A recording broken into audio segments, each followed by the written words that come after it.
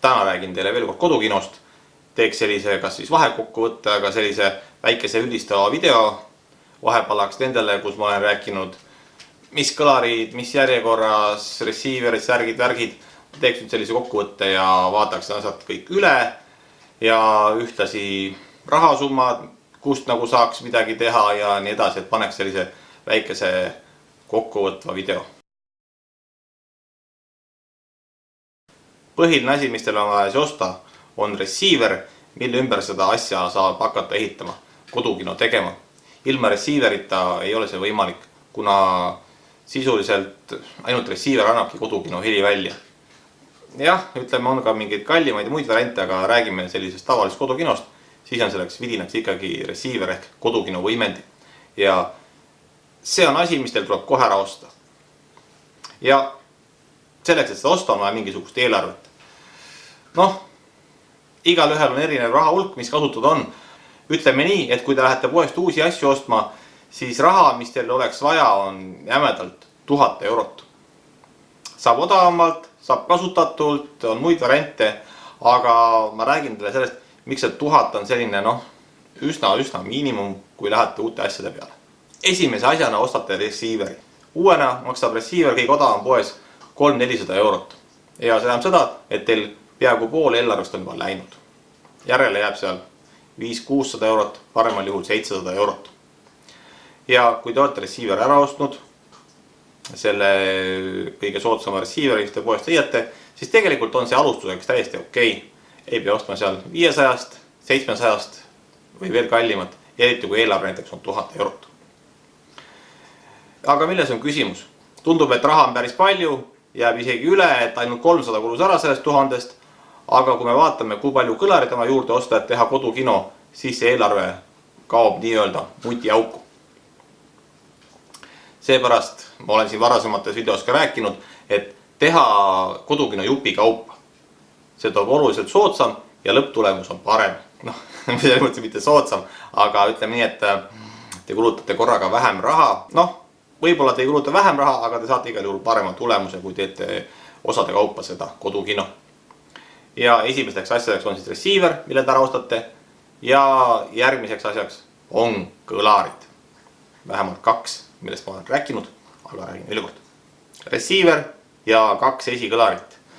Kõige tavalisemad esikõlarid ei pea olema sellised suured võimsad esikõlarid, absoluutselt mitte. Te võite esialgu kulutada esikõlaritele 100 eurot. 100 ja 100. Ütleme nii, et minu meelest, kui poest ostate, siis see 100 on üpris alumine piir, millest te üldse mingi kõlari saate, mida oleks mõtet nagu poest ostma hakata. Seega oleme kulutanud ära, ütleme, 300 receiverile ja veel 100 ja 100 ehk kokku 500 eurot 2 esikõlarile ja receiverile kokku. Seega pool eelarvest on läinud. Selleks, et osta nüüd veel 3 kõlarit juurde, kulubki veel siis 100, 100, 100 ja siis oleme 800 euro juures ja siis on 5.0 süsteem. Subwoofrile on jäänud 200 eurot. Kui on, tegelikult ei ole, tegelikult on eelarve otsas, sellepärast on vaja osta juhtmed ja tõenäoliselt ei ole ka kõik asjad täpselt ei 100 ega 300 eurot. Nii et eelarve on tegelikult läbi. Seega 1000 eurot nagu niuhti läinud. Ja subwoofrit ei ole. Ilma subwoofrita ma 5.0 süsteemi ei teeks. Ma teeks selle asemel kas 4.0 või prooviks ikkagi 4.1 teha, mis on parem heli kui 5.0. Eriti odava receiveriga ja odavate kõlaritega. Kui te teete sellise odavate kõlaritega süsteemi, siis katsuge alati osta juurde subwoofer. Kas või odav subwoofer ehk bassikõlar. See on ikkagi parem kui ilma. Sellepärast, et odavad kõlarid odava receiver järel ei tee praktiliselt üldse bassi heli. Ja kui te vähegi tahate sellist kinoefekti või üldse sellist, kas või muusikast sellist natukenegi bassi saada, siis te peate ostma bassikõlari juurde. Et põhimõtteliselt ei olegi varianti, et te seda ei osta, sellepärast et see heli on üsna õhukene nii-öelda ja on keskmised ja kõrged helid. Madalamas otsas on üsna hõres ja värk, et bassi ei ole ja seetõttu te peate jätma eelarvet bassikõlari jaoks. Seega, kui te vaatasite mu varasemaid videosid, kus ma rääkisin sellest kodukinost ja mis järjekorras kõlarid osta, siis võikski teha nende videote järgi. Ehk mitte osta 5 kõlarit korraga, kuna raha on vähe, vaid hoopiski osta 2 esikõlarit ja bassikõlari juurde ehk teha 2.1 süsteemi ja selle pealt hakata edasi minema siis. See annab teile oluliselt parema soundi nii-öelda. Sellepärast, et on olemas nii keskmised, kõrged kui ka madalad helid, mida teeb siis subwoofer.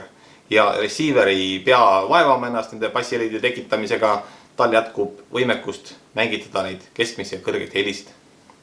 Ja see on üks äraütlemata hea variant sellisel juhul. Ja nüüd, kui teil on siis 2.1 tehtud ja olemas receiver, siis tegelikult on teil kulunud see 1000 eurot ära. Sellepärast, et receiver oli 300, ütleme seal kõige soodsamad esikõlarid tõesti seal 100 ja 100 on veel 200 ehk 500 ja nüüd see subwoofer, no ütleme nii, ta kipub maksma ikkagi 300-400 eurot ikkagi. Odavamalt võite midagi saada, aga USB-ast väga kahtlane, pigem 500-600 ja isegi rohkem, kui tahate vähegi mingi subwooferi osta, mida ei taha siis kohe aknast alla visata. Jah, subwoofer on alati nii-öelda see küsimärk, et korteris elades kas seda saab kasutada ja kui palju, aga õrnalt mängima panna, midu meelest saab alati. Eriti päevasel ajal ei tohiks nagu kedagi häirida, kui te olete vähegi mõistlik inimene ja ei ürita seda bassiga aknaid eest ära lasta. Ja nüüd ongi paras aeg hakata uuesti raha koguma. Ehk siis teie 1000 eurot on otsas, sest te olete ostnud receiveri, 2 esikõlarit ja bassikõlari ning mõned kaablid, ühendusjuhtmed olete ka endale selle 1000 euro eest saanud. Raha on otsas. Ja see on tegelikult väga hea sound, mida te nüüd olete endale koju tegelikult tekitanud. Seetõttu võite nüüd võtta natukene hoo maha, nautida seda soundi ja koguda raha tagakõlarite jaoks, keskkõlarite jaoks. Ja siin, nagu ma olen öelnud, tasub teha upgrade'i seda viisi, et ostate ette uued esikõlarid ja praegused ehk need soodsama hinnaga liigutate tahakõlariteks. See annab teile jällegi hüppe kvaliteedis, saate parema heli koju. Sellepärast, et nagu ma ütlesin, esialgu raha ei olnud, võib-olla 100 ja 100 või paremal juhul 150 eurot kõlari peale ja need on tõesti üsna odavad ja kehvad kõlarid, mis te siis selle raha eest saite. Aga nüüd teil on ikkagi olemas sound, te saate seda nautida, kuulata, poole aasta pärast olete kogunud piisavalt raha ja lähete ostate uued esikõlarid. Paremad kui olemasolevad, kulutate selle 100 või 150 asemel näiteks kõlari peale 250 eurot, mille eest saab juba päris kobedad esikõlarid, millest võib teile pikaks ajaks piisata. Ja nüüd saate need 100-sed tõsta endale taha ja te olete teinud 4.1 süsteemi, millega ma ütleks, et tegelikult tasubki piirduda, kui te ei istu, ütleme nii, et oma sellest teleri keskkohast siis väga viltu kuskil külje peal või teil on näiteks palju inimesi, kes niimoodi ümber siis teleri vaatavad seda pilti, et on vajalik selle heli, dialoogi teleri keskossa toomine. Kui seda vajadust ei ole ja te istute seal üksi-kaksi, võib-olla kolmekesi enam-vähem keskel, siis tegelikult ei ole keskkõlarit vaja osta. Ja sellise 4.1 süsteemiga on väga nauditav vaadata filme, kuulata muusikat, vastavalt siis reguleerida stereo peale muidugi. Ja tõesti, sellest teile peaks tegelikult piisama ja te saate keskkõlari pealt raha kokku hoida. Samas, kui te nüüd arvestate seda, et te olete juba tegelikult jämedalt 1500 eurot vähemalt ära kulutanud, siis ei olegi nii väike summa ja te võitegi eeldada, et see süsteem võiks juba enam-vähem nagu ägedamat häält teha. Aga kui te nüüd tegite selle upgrade, ütleme nii, et näiteks paari aasta jooksul, siis ärge unustage raha kogumast, sellepärast, et üks asi, mis leil läheb kogu aeg vanaks selles süsteemis, on see samanene receiver, mille ümber te seda asja nii-öelda ehitate, seda kodukino. Ja asi on nimelt selles, et kõlarid ei vanane. Sisuliselt te võite osta 10-20 aastat vanad kõlarid ja need on põhimõtteliselt sama head nagu uued. ja neil ei pruugi olla mitte midagi viga ja nad töötavad veel 10 või 20 aastat edasigi. Ja see on nende kõlarite eelis ja see on ka asi, miks ma ütlen, et ostke alati nii kallid kõlarid kui saate, sest need kõlarid ei lähe vanaks. Küll aga läheb see tehnika, läheb vanaks receiver. See põhimõtteliselt, teil on seal HDMI, võib-olla näiteks siin paar aastat tagasi ostsite 1.4 ühendusega, siis tuli 2.0, nüüd järgmine aasta tuleb 2.1 peale või juba see aasta tuleb 2.1 peale ja nii edasi, muutuvad need ühendused, muutuvad igasugused vidinad seal sees, lihtsalt läheb katki, ütleme nii, et receiveriga võite arvestada jämedalt 5 aastat võib-olla.